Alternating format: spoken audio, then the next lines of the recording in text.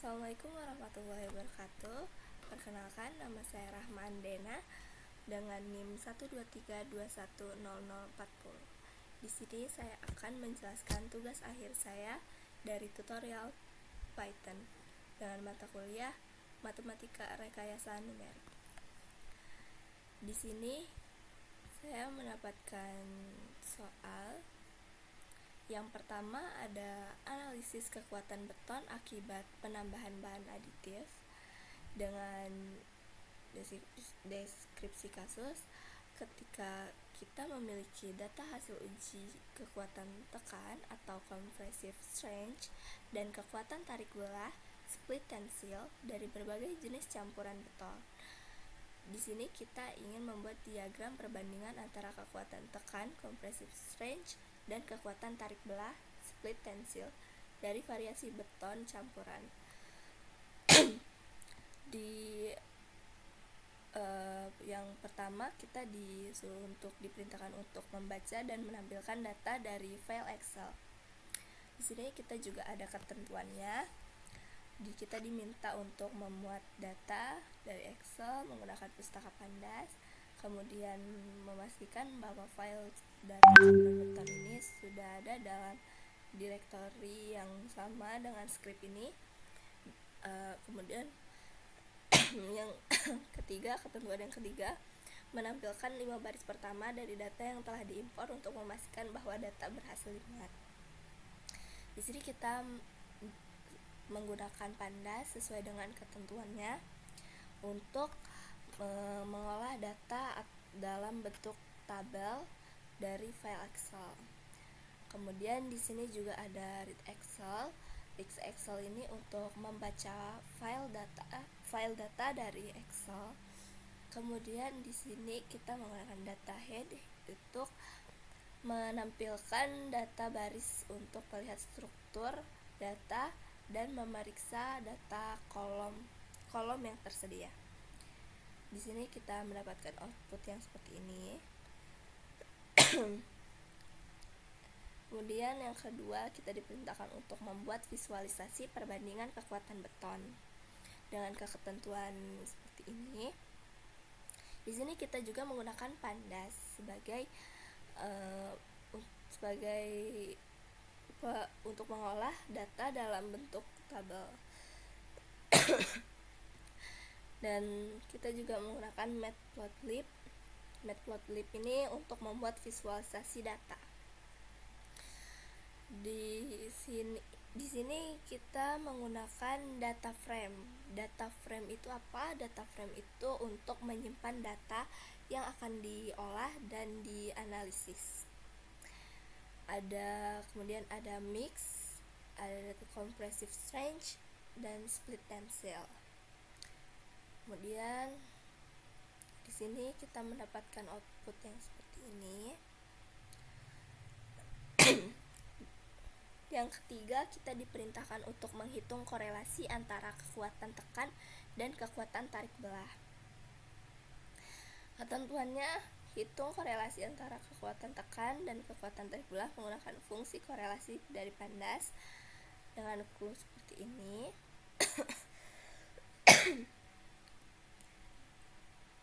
Kita juga sama tetap menggunakan Pandas. Dan di sini ada compressive strength, split tensile, data frame. Di sini kita menggunakan Devector. Devector ini digunakan untuk menghitung korelasi antara kedua kolom. Kemudian yang keempat, kita melakukan regresi linear. Regresi linear yang dibutuhkan kita di sini ada Matplotlib, Sklearn. Sklearn itu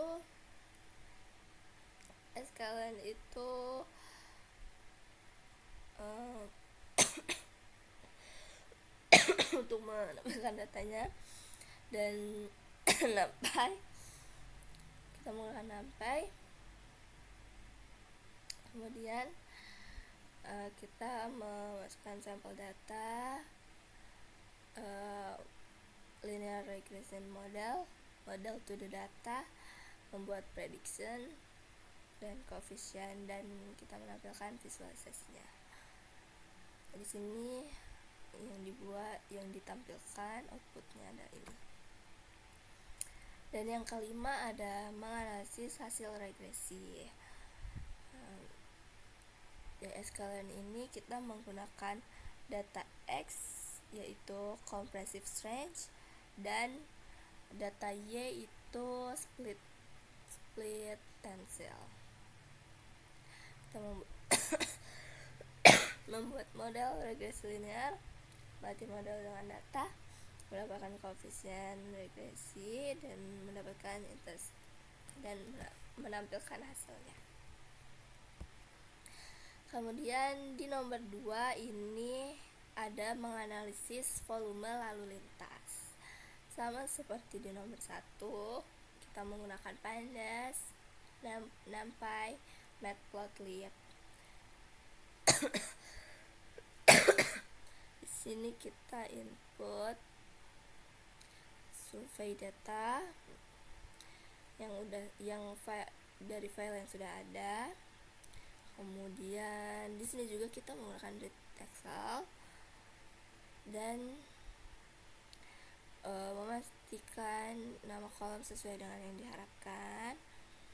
Mengasumsikan kolom-kolom berikut ada di file Excel: motorcycle, car, dan kendaraan besar. Kemudian kita mengambil data dari kolom yang sesuai. Dan kemudian kita menghitung EMP, def, calculate, motorcycle, cars, dan launch vehicle. Kemudian kita mendapatkan hasil output yang seperti ini. Dan di yang nomor ketiga, menganalisis data gempa bumi.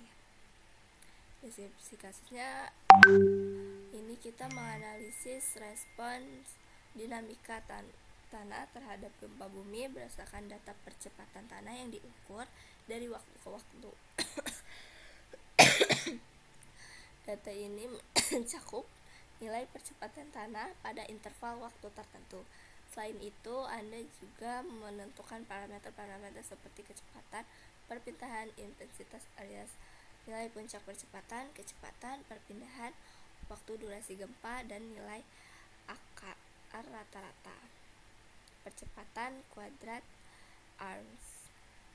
Di sini tetap menggunakan pandas, NumPy, dan Matplotlib. Kemudian memuat data dari file Excel dan memverifikasi nama kolom. Untuk membacanya kita menggunakan read Excel, dan data kolom ini untuk membersihkan nama kolom dan menghapus spasi, tambahan, atau karakter tak terlihat. Untuk menghapus kolom yang tidak bernama, menggunakan data log, data kolom str contains.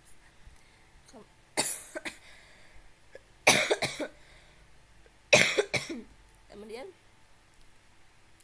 dan kita membuat print kolom yang tersedia di file, menampilkan kolom yang ada di file. Kemudian di sini kita akan mendapatkan output yang seperti ini.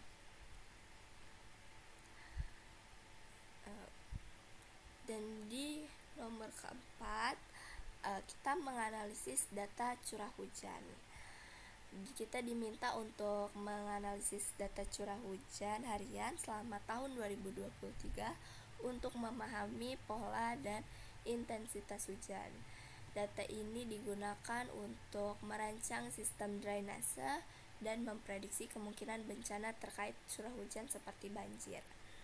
Kita perlu menghitung curah hujan rata-rata bulanan dan tahunan dan menentukan intensitas hujan maksimum harian.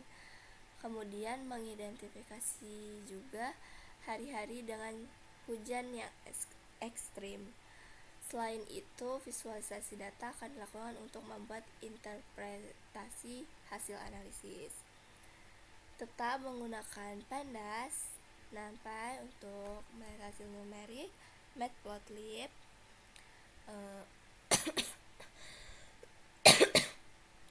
untuk membuat visualisasi datanya kita menggunakan Matplotlib, dan kita buat dataset simulasi curah hujan harian selama 365 hari,